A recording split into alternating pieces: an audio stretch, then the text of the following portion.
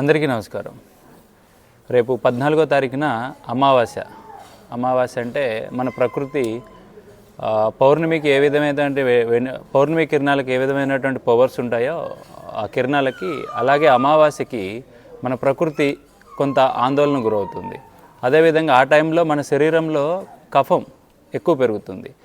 అలాంటి టైంలో కొన్ని ఔషధాలు, మెంటల్ టెన్షన్స్, పక్షవాతానికి, కొన్ని దీర్ఘకాలిక సమస్యలకి కనుక మనం మందు అందించినట్లయితే ఆ రోజున అంత వాల్యూస్ ఆ మందుకి ఉంటుంది. కాబట్టి అమావాస్య రోజు అవి ఇస్తూ ఉంటాం.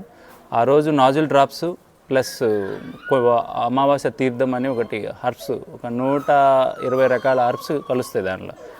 ఆ తీర్థం మీకు అందించడం జరుగుతుంది. అది రేపు 14వ తారీఖున. అదేవిధంగా ఇప్పుడు మన దగ్గర ఓ పేషెంట్, చిన్న బాబు, సంవత్సరం నుంచి 1 ఇయర్ బాబు ఏజు. ఆ 1 ఇయర్ బాబుకి దీర్ఘకాలికంగా జ్వరాలు వస్తాయి. ఈ దీర్ఘకాలిక జ్వరాలు వచ్చి ఎన్ని రిపోర్టులు చేపించినా టైఫాయిడ్, మలేరియా ఏమి తెలియదు. ఎన్ని చోట్ల వెళ్ళినా కూడా ఏమి లేదని చెప్తారు. కానీ ఇలాంటి సమస్యకి కొన్ని తరాల నుంచి నిజామాబాద్లో బాణసవాడలో బాణాల తిరుపతి అనే అతను భూత వైద్యుడు. అతను ఈ యోగం చేస్తూ ఉంటాడు. ఆ యోగాన్ని ఇప్పుడు వీళ్ళకి అందించడం జరుగుతుంది మన దగ్గరకు వచ్చిన వాళ్ళకి. అది ఏంటి ఆ యోగం అని మనం చూసుకున్నట్లయితే, ఈ యొక్క నల్లు మెత్త, ఈ నల్లు మెత్తని మనం ఇట్లా సేకరించుకొని శుభ్రంగా కడుక్కొని ఇట్లా కలవంలో వేసి మంచిగా నూరుకొని, ఆ బాణాల తిరుపతి వాళ్ళ 3 తరాల నుంచి ఇస్తారు. ఇదే యోగాన్ని 3 తరాల నుంచి పోస్తారు. ఏం చేయాలి ఈ నల్లు మెత్తని అంటే, ఇట్లా బాగా నూరుకొని చక్కగా ఈ పేస్ట్ లాగా అయినాక, ఈ పేస్ట్ని శుభ్రంగా రసం తీయాలి.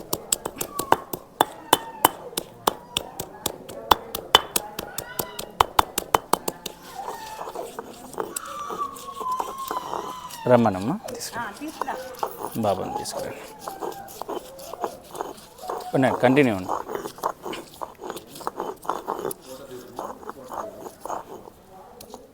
రండి. ఇప్పుడు ఇట్లా దీర్ఘకాలికంగా వచ్చే జ్వరాలకి కఫము, జ్వరము, కఫము ఇలాంటి ఏవి సమస్యలు ఉన్నా కూడా, అసలు ఎన్ని రిపోర్టులు చేసినా కూడా నార్మల్ వస్తాయి. అలాంటి అప్పుడు ఈ నల్లు మెత్త తీసుకొచ్చి ఇట్లా నూరుకొని, ఈ యొక్క పసర్ని మనం ఎన్నొక్క ఈపు బాగాన పోర్లు ఇట్లా ఈపు బాగాన పిండాలి.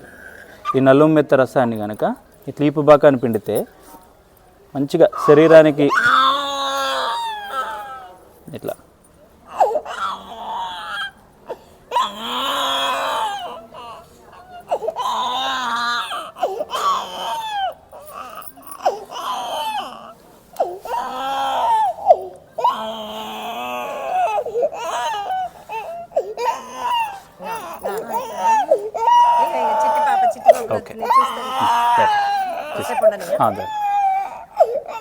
ఇంకా మనం చూద్దామా, చిట్టి చిలకమ్మ చూస్తామా? తీసుకెళ్ళి